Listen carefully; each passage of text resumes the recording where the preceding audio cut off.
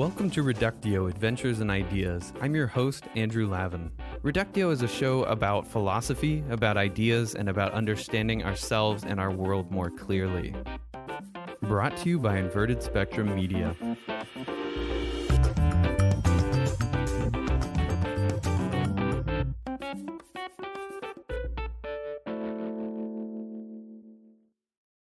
Stay tuned at the end of today's monad for a little bonus, some music from a fellow philosopher.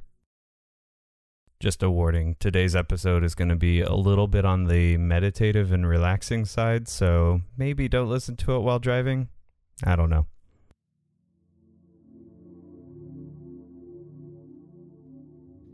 Imagine you're there.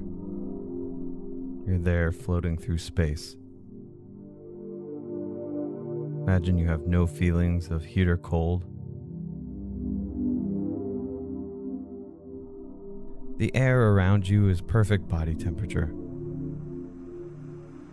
The air isn't moving, so you have no sensations on your skin.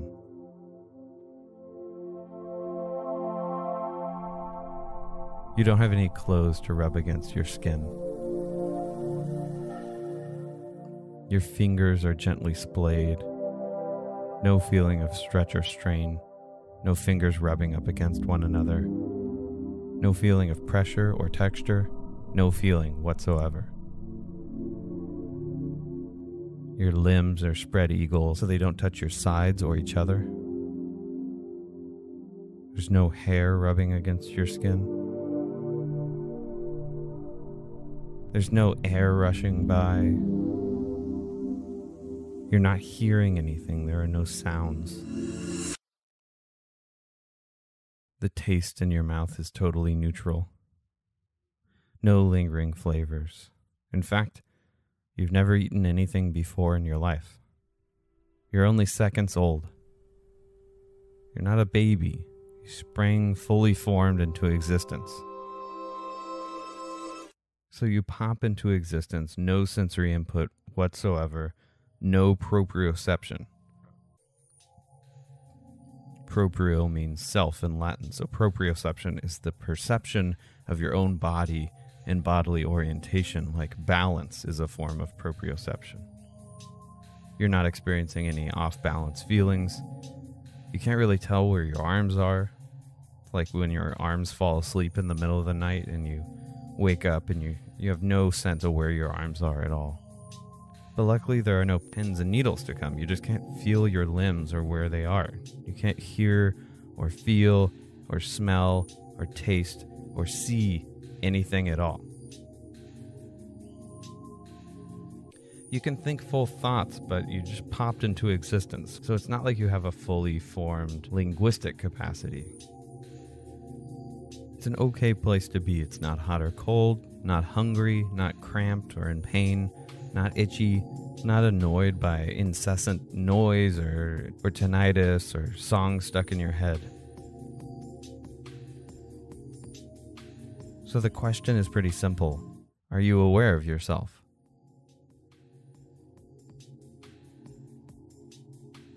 You might think, maybe I'm aware of my body, but remember, your body isn't producing any sensory, proprioceptive, or other input into the sensory part of your mind. Into the sensory part of your mind. You're not aware of your body at all. Are you aware of yourself? Yourself is something different from your body. When you die, your body will be there, but not yourself, right? You won't be there anymore. Sounds plausible enough. So you might be wondering, what is myself? What is it I'm supposed to be aware of? In the thought experiment, the word that gets used for self is this Arabic word nafs. Nafs is the same sort of word that shows up in words like myself or self-sufficient or himself. It's the thing you evoke when you say words like myself or self-sufficient, is what other people refer to with words like herself or their self. It's the person that is you. It has something to do with your body, to be sure, but it also has something to do with you as a person related to other persons. It is involved in moral categories like selfish and selfless. It is involved in doing stuff for other people or one's own person, as in, I bought this for myself. It's you, or you as a person. So, are you aware of yourself? Are you, if you were the floating person, aware of yourself? There are no sensations at all, remember. So the question is there an innate and primitive awareness that one's self exists? So is there a essential me-ness or mine-ness to the experience I'm having? When you're having an experience, is it always your experience? It's always essentially your experience. If you think that in this state, when you're floating through the air, not feeling anything, you don't even really have memories. If you think that in that state you would always still be aware of yourself, you'd get along well with Ibn Sina. Who's Ibn Sina? He's probably the most influential historical philosopher, especially in the Western tradition. He's certainly in the running for the most influential historical philosopher of all time, especially in the Western tradition. Abu Ali al-Hussein ibn Abdullah ibn al-Hassan ibn Ali ibn Sina. It's quite the name. Ibn is similar to the Hebrew bin or the Scandinavian son. It means son of. So Abu Ali al-Hussein ibn al-Hassan ibn Ali ibn Sina means something like Abu Ali al-Hussein, son of Abdullah, son of al-Hassan, son of Ali, son of Sina. The folks who came a few centuries after him and wrote in Latin called him Avicenna, since Avi means son of in Latin. But we'll just stick with Ibn Sina. This thought experiment first shows up in Ibn Sina's writings. It shows up in two different places that, at least that I'm aware of. He uses it to try to prove something very specific, that we are always necessarily aware of ourselves before we are aware of anything at all, or at least concurrently with us being aware of anything at all. So we're sometimes unconscious, and during those times we wouldn't be aware of anything at all. But the rest of the time, you would be aware of yourself. So every time you have an experience, you are aware of yourself. Experience itself has a particular structure. And at one end of that structure is the subject who is doing the experiencing. And at the other end is whatever's being experienced. So as long as you're having an experience, you're aware of yourself. Within the experience is the self. It's my experience. I'm the one there experiencing the object. The pleasure, the pain, the heat, the cold, the bed, the fire, the mother, the husband, the pet dog, Skippy, all of those things, when they're being experienced, you're also experiencing yourself as the subject of that experience. So what's interesting about this is that something similar to the same idea shows up in lots of places in classical Indian philosophy during roughly the Western medieval period, in 20th century Europe in the phenomenological tradition, where the idea of experience having a structure one can investigate loomed large, and the idea of there being a self that transcended experience or was prior to that experience showed up prominently in the work of Edmund Husserl. So what does it mean for experience to have its own structure like this? For Ibn Sina in particular, it means that every experience seems to have a subject or an experiencer, and then there's something else that makes up the subject matter of the experience. It's what is experienced. This structure, according to Ibn Sina, seems to pervade all of experience. So you might think that's a little overly obvious. You might think, what's the point in saying all this? What's the upshot? And I think part of what's really interesting about it is that lots of people actually disagree. It's not at all obviously the right view to have. It might seem obvious, but it's not obviously right. So you might think that we aren't actually aware of ourselves immediately. Thomas Aquinas, for instance, thought this. Buddha, David Hume, and many others arguably held a similar sort of view. The view is something like, We can see the effects of ourselves. Decisions get made, experiences get had that seem to be the result of some unified processes. Desires show up. Things happen like reflexes that don't seem to come about because of an agent, and things happen like intentional actions that do seem to come about because of an agent. Then, after seeing all of this stuff, we infer that there's a unified agent or person or self behind all this activity. If you're like Buddha or Hume, you think actually we're sort of fundamentally mistaken. If you're like Thomas Aquinas, you think that inference is good. So Ibn Sina thinks that we experience ourselves directly as part of the very structure of experience, and he uses the floating man thought experiment to show this. And someone like Aquinas thinks we have experiences that don't include experience of ourselves, and then we infer that there must be a self or an agent or a subject of these experiences. It's something we infer. I'll leave it to you to decide who's correct here, or if the whole conversation is mistaken. Ibn Sina finishes one of the passages where he discusses his thought experiment with an exhortation to reflect further. I think what he's saying is that if you reflect on the nature of experience, you'll notice that yourself is part of the experience the whole time. He thinks it will become clear to you through more reflection. He might have been wrong, though. Buddhist meditation, experiences on LSD or acid, and transcendent experiences in virtually every religious tradition seem to have in common the experience of the dissolution of the ego or self and becoming one with the rest of reality.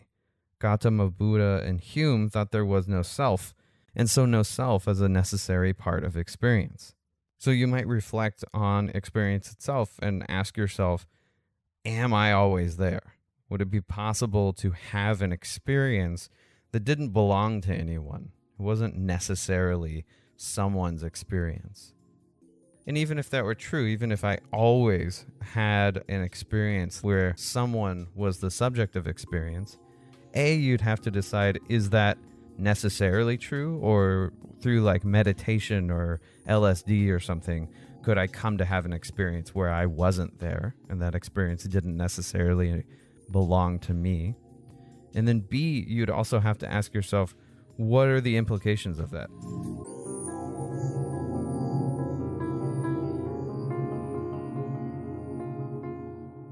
For some people, they're going to go with Ibn Sina and thinking there's this self, it's something like a soul from the Judeo-Christian Muslim tradition, and that self or soul is something that might go to heaven someday, or that's me in a very deep and profound sense.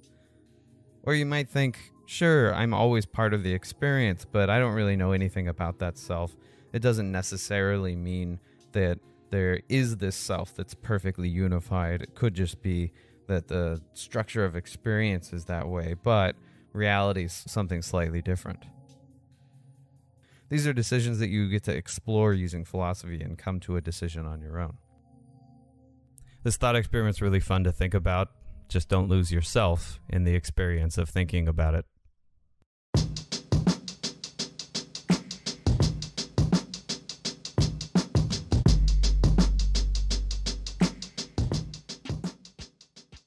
Thank you, as always, for joining us here on Reductio. As I've mentioned before, a full season of longer, more highly produced episodes will be available in the spring of 2020, most likely. This includes some interviews we've already recorded and committed to Season 1. In Season 1, we'll talk about what a Reductio is, about technology, about money, and we'll go more in depth discussing the trolley problem. Thank you so much for your continued support. Thank you to new patron Robert Jones. Our continued patrons include Luke Adams, Kui Gray-Lavin, Connor Hughes, and Owen Roth. Become a monthly supporter at patreon.com/Reductio. Thank you also for direct donations from Barbara Swear and Peter Sugia and Rose Spiro. Thank you so much for your support. Until next time, I'm Andrew Lavin. As a little bonus at the end of today's Monad, I wanted to share with you what I've been listening to. It's the music of a fellow philosopher. We were at UCLA together as doctoral students. His name is Olufemi Taiwo, and you'll be hearing from him in Season 1, if not before. His latest EP is Space for My Guitar, and I think it's pretty great. His website is femismusic.com, FEMIS music.com. And you can follow him on Facebook as well. He's based in DC if you want to see him live. Enjoy Space for My Guitar.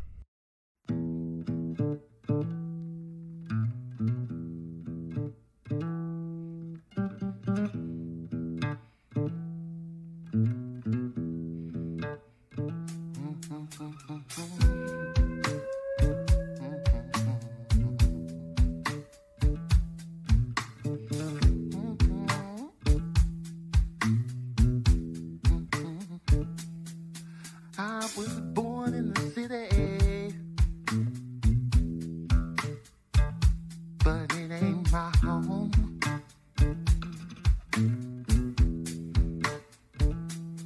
But I think the girls here so pretty. Well, guess ain't no use being alone.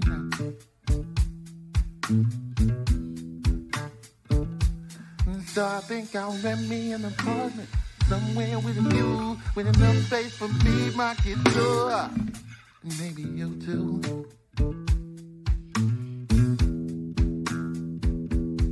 Well, I like me some open space, and I was born in Texas. I'm gonna get up out of here, leave these niggas in the dust, call it motivation. Long fucking time, wondering about a way to start the ground, need about another 150 in my pocket if I'm gonna try. The cars and the cities come both. Every Friday, I'm in the way, y'all better give a motherfucker room, niggas got rent to pay. I gotta take mine, something message in the pocket, same time, baby girl, I'm not to say that I am something for you, but I can't lie. I think I will let me in the apartment, somewhere with a view, with enough space for me, my guitar, and maybe you too.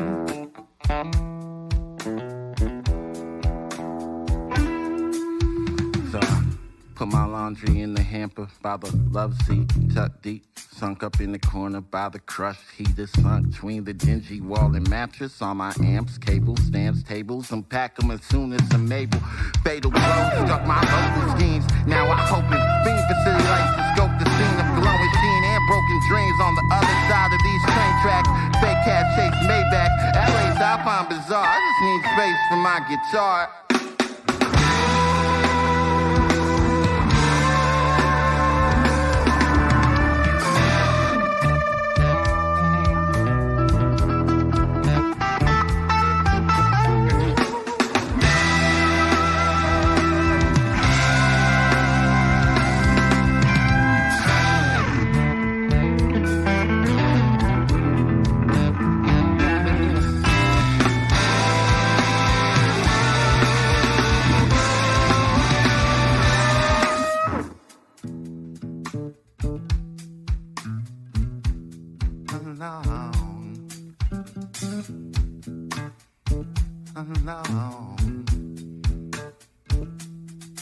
I was born in the city.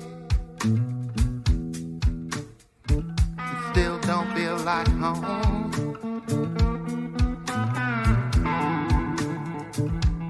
When girl, if you can bear with me, baby. Well, it's damn if you being alone.